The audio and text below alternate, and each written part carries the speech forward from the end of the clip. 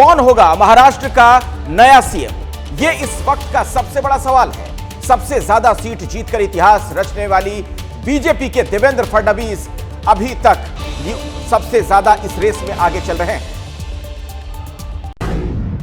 देवेंद्र फडणवीस के सरकारी आवास सागर बंगले के बाहर लगे पोस्टर साफ इशारा कर रहे हैं। इस वक्त सीएम पद के लिए मुंबई में क्या चल रहा है? बीजेपी कार्यकर्ता कैलाश ढाकने ने फडणवीस को स्थायी मुख्यमंत्री घोषित करने वाले बैनर लगाए। बैनर में फडणवीस को शपथ लेते दिखाया गया। खैर, कौन बनेगा महाराष्ट्र का अगला मुख्यमंत्री? इस सवाल का जवाब दिल्ली में मिल सकता है।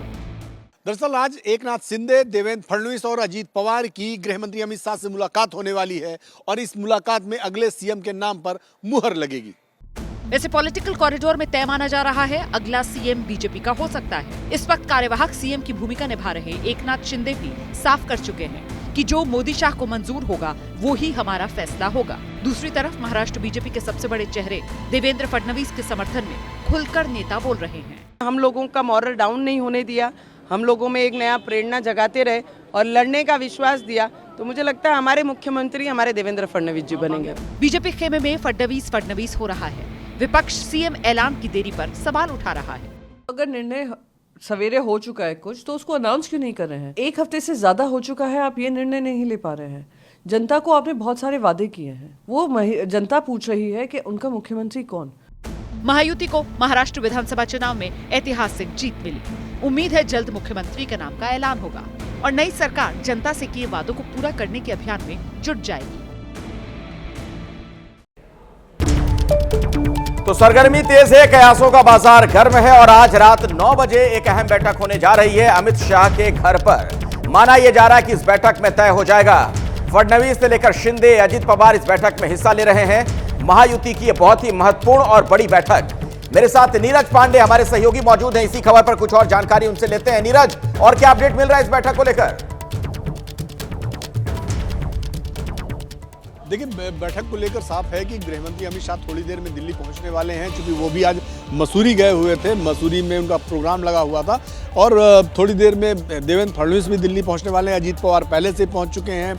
एकनाथ शिंदे भी अगले कुछ एक आध घंटे में पहुंचने वाले हैं दिल्ली और रात में 9 बजे गृह मंत्री अमित शाह के आवास पर एक बड़ी बैठक होगी। इस बैठक में न सिर्फ मुख्यमंत्री के नाम का चयन होगा कि अगला मुख्यमंत्री कौन होगा, डिप्टी सीएम कौन कौन होंगे, इसके अलावा मंत्री भी कौन कौन होंगे, सरकार का स्वरूप क्या होगा, इसके अलावा शपथ ग्रहण जो होना है वो कब होगा, विधायक दल की बैठक कब होगी, कैसे पूरी प्रक्रिया होगी, इन सभी विषयों पर चर्चा होगी। सभी विषय सिलसिलेवार तरीके से उनको अंकित किया जाएगा और उसी हिसाब से कार्यक्रम होंगे। तो आज का दिन बेसिकली महाराष्ट्र के लिए बहुत महत्वपूर्ण दिन है, क्योंकि सही मायने में फाइनल मुहर आज लगने वाली है और इसी बैठक में महाराष्ट्र की सरकार का खाका तैयार हो जाएगा। लेकिन हाँ, यहाँ एक बात समझना बहुत ज़रूरी है, इस बैठक के बाद मुख्यमंत्री के नाम का खुलासा नहीं होगा, बल्कि इस बैठक में चीज़ें तय हो जाएंगी अंदर खाने तीनों पार्टियों के बीच में कि क्या कुछ होने वाला है।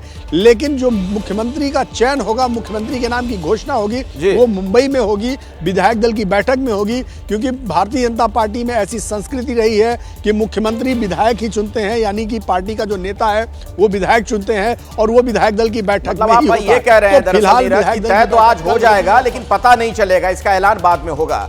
गणेश ठाकुर भी मेरे साथ जुड़े हुए हैं, मेरे सहयोगी। गणेश, क्या स्वरूप रहने वाला है, क्या फॉर्मूला होगा सरकार गठन को लेकर, कुछ इस बाबत अंदर से जानकारी मिल पा रही है? जी देखिए, एक फॉर्मूला आया, सबसे पहले सामने आया था, वो था 21-12-10, 21 भाजपा, 12 शिवसेना और 10 एनसीपी। लेकिन इसमें कुछ बदल हो सकते हैं। भाजपा कहीं ना कहीं 23 मंत्री पद अपने पास रख सकती है, शिवसेना 12 और एनसीपी के खाते में थोड़े से कम मंत्री पद आ सकते हैं, क्योंकि शिवसेना को बल देने की बहुत ज़रूरत है। एकनाथ शिंदे ने त्याग किया मुख्यमंत्री पद का, उनका कैडर नाराज़ है। उनको अपने कैडर को, शिवसेना के कार्यकर्ताओं को, लोगों को एक मैसेज देना है कि मैंने मुख्यमंत्री पद छोड़ा, लेकिन भाजपा ने हमारे साथ न्याय किया, हमें सम्मानपूर्वक कैबिनेट के मंत्री पद दिए, राज्य मंत्री पद दिए। तो भाजपा के लिए भी एक अच्छा मैसेज जाएगा कि भाजपा अपने साथ जिसको रखती है उनको उनसे अगर कुछ लेती है तो उसके बदले में कुछ देती भी है और बहुत ज़्यादा देती है। शिंदे को ताकत देने की जरूरत इसलिए भी है क्योंकि आगामी 2 से 3 महीने में मुंबई महानगर पालिका और राज्य के अन्य महानगर पालिकाओं का चुनाव होने जा रहा है। मुंबई बीएमसी सबसे बड़ी म्युनिसिपल कॉरपोरेशन है, देश की नहीं तो एशिया की, तो उस पर कब्जा पाने के लिए शिंदे को अगर ताकत दी तो उद्धव ठाकरे बनाम शिंदे के जो जंग होगी, जो लड़ाई होगी, उसमें शिंदे कुछ कर पाएंगे। दूसरी बात ये भी है कि एनसीपी के सीट्स 41 हैं, सीट के रेशियो के मुताबिक ही मंत्री पद दिए जाएंगे और एनसीपी कहीं ना कहीं अपने बार्गेन पावर ज़्यादा नहीं रख सकती है क्योंकि जो भाजपा कहेगी वो उन्हें मान्य करना होगा। लेकिन शिंदे को ताकत देना बहुत ज़रूरी है। शिंदे के फेस पर चुनाव लड़े गए थे, वो नाराज़ चल रहे थे, इसीलिए मुझे लगता है कि 2 दिन का मौन जो एकनाथ शिंदे ने रखा था वो इसलिए रखा था कि वो अपनी नाराज़गी दिखाते हुए भाजपा के आला कमान से बात करें और मोदी और अमित शाह से उन्होंने बात की। हाँ। और उन्हें कमिटमेंट दिया गया और कमिटमेंट जब दिया गया मंत्री पद का, उसके बाद ही उन्होंने मौन छोड़ा। हाँ। और प्रेस कॉन्फ्रेंस में उन्होंने कहा कि मुझे भाजपा का निर्णय मान्य होगा। ठीक है। तो उनकी गणेश एक बात बताइए, अंदर खाने से अगर आपको कुछ जानकारी मिल पा रही हो, कुछ इनसाइड स्टोरी हो कि सरकार में चेहरा कैसे किसका नजर आ सकता है? जी देखिए, मेरे मुताबिक 1 सीएम और 2 डीसीएम तो तय हो गए हैं। देवेंद्र फडणवीस मुख्यमंत्री होंगे और अजीत पवार और एकनाथ शिंदे उप मुख्यमंत्री होंगे। अब जो इंपॉर्टेंट पोर्टफोलियोज है उसकी बात अगर हम करेंगे तो गृह मंत्रालय देवेंद्र फडणवीस अगर मुख्यमंत्री बनते हो तो वो छोड़ेंगे नहीं। 2014 में भी उन्होंने किया था और भाजपा कहीं ना कहीं गृह मंत्री पद अपने पास रखना चाहते क्योंकि उससे राज्य की पूरी कमान अपने हाथ में होती है। गणेश, आप ये कह रहे हैं कि एकनाथ शिंदे डिप्टी सीएम होंगे, ये कह रहे हैं आप? जी, जानकारी यही है क्योंकि आज उनकी एक बैठक हुई थी मुंबई में उनके नेताओं के साथ, तो उस बैठक में ये बात रखी गई कि हमें सरकार में रहकर ही आगे पार्टी को बढ़ाना होगा। उद्धव ठाकरे अब पूरी तरह से खत्म नहीं हुए हैं। अगर शिवसेना हाथ में लेनी है तो पार्टी के आला नेतृत्व को पार्टी के नेताओं के साथ मंत्रिमंडल में रहना होगा। डिप्टी सीएम पद वो लेंगे ऐसा मुझे लगता है। यूडी डिपार्टमेंट अपने पास रखेंगे क्योंकि तमाम राज्य के डेवलपमेंट के काम मुख्यमंत्री के तौर पर वो कर रहे थे, उन्हें आगे ले जाना है। नवी मुंबई एयरपोर्ट से लेकर तमाम चीज़ें हो रही हैं इंफ्रास्ट्रक्चर की जो उन्हें बखूबी पता है। इसके अलावा वित्त मंत्रालय अजीत दादा अपने पास रखेंगे। महिला बाल कल्याण अजीत पवार की पार्टी के पास जाएगा और वाटर रिसोर्सेज है वो शायद एकनाथ शिंदे अपने पास रख सकते हैं। पीडब्ल्यूडी की एक बात है, पीडब्ल्यूडी क्या एकनाथ शिंदे को मिलेगा या अजीत पवार को, इस पर आज मोहर लगेगी। और यहाँ पावर यानी बिजली, उसके अलावा हाउसिंग, उसके अलावा इरिगेशन, सिंचन, ये सारे पोर्टफोलियोज ये बीजेपी के पास रहेंगे। तो एकनाथ शिंदे कहीं ना कहीं यूडी के साथ साथ और कुछ अन्य महत्व के खाते अपने पास रख सकते हैं, पोर्टफोलियो अपने पास रख सकते हैं। ठीक है। और यही बार्गेन और यही बात उनकी कमिटमेंट। एक और बात बताइए गणेश, देवेंद्र फडणवीस जब डिप्टी सीएम हुआ करते थे गृह मंत्रालय उनके पास था, अब सीएम होंगे तब भी गृह मंत्रालय अपने पास रखेंगे? जी देखिए, गृह मंत्रालय ये कहीं ना कहीं केंद्र बिंदु होता है किसी भी राज्य की सरकार के लिए। जिसके पास गृह मंत्रालय होता है उसके पास राज्य की कमान होती है। और हमने देखा है कि केंद्र में भी अमित शाह, इनके पास गृह मंत्रालय है, वो सबसे बड़ा चेहरा है भाजपा के केंद्र में, उन्होंने अपने पास बागडोर संभाली है।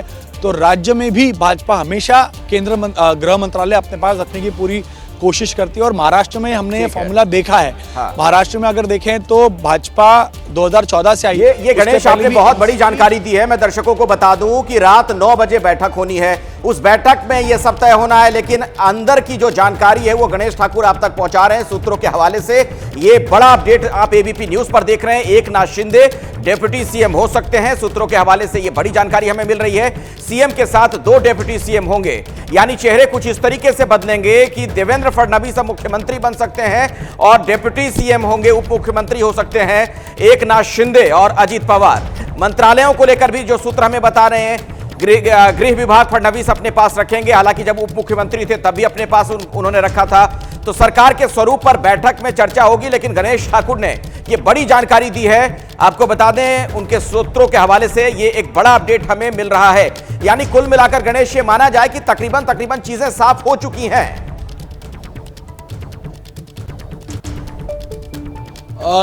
जी बिल्कुल, देखिए साफ हो चुकी हैं और तभी एकनाथ शिंदे ने कल प्रेस कॉन्फ्रेंस की। अजीत पवार से आज हमारी मुलाकात हुई है, वो पूरी तरह से क्लियर हैं कि उन्हें पार्टी पूरी तरह अपने पास चाहिए। अभी भी शरद पवार के साथ पार्टी के नेतृत्व है, कुछ विधायक हैं, तो वो अपने पास वो रखना चाहते हैं। ऐसी स्थिति में पार्टी आगे बढ़ाकर 29 की तैयारी करनी है, तमाम नगर पालिकाओं की तैयारी करनी है, जो ग्रामीण भाग में चुनाव होते हैं, ग्राम पंचायत से लेकर जिला परिषद, इन जगहों पे उन्हें अपना परचम लहराना है। तो वो भाजपा को साथ लेकर उनको न दुखाते हुए अपनी पार्टी को आगे बढ़ाना चाहता है, क्योंकि शरद पवार ने अब दोबारा से कमर कस ली है, तो आगे की चुनौती आसान नहीं होगी। ये शिंदे के लिए भी है, उद्धव ठाकरे भी कमान संभाले हुए हैं, वो भी अब कमबैक करने की कोशिश करेंगे। तो दोनों उनको ये पता है कि भाजपा आज बड़ा भाई है, हमें अगर पूरी तरह से ताकत शिवसेना और एनसीपी की अपने पास रखनी है तो भाजपा के साथ ही आगे बढ़ना होगा। बिल्कुल। और गणेश, आपने ये बहुत बड़ी जानकारी दी है, दर्शकों तक जो सूचना हमने पहुंचाई है सूत्रों के हवाले से कि सरकार में कौन कहां पर होगा, किसका चेहरा होगा, क्या फॉर्मूला होगा, ये तमाम अपडेट्स हमने एबीपी न्यूज पर अभी आपको दिखा दिया, बता दिया।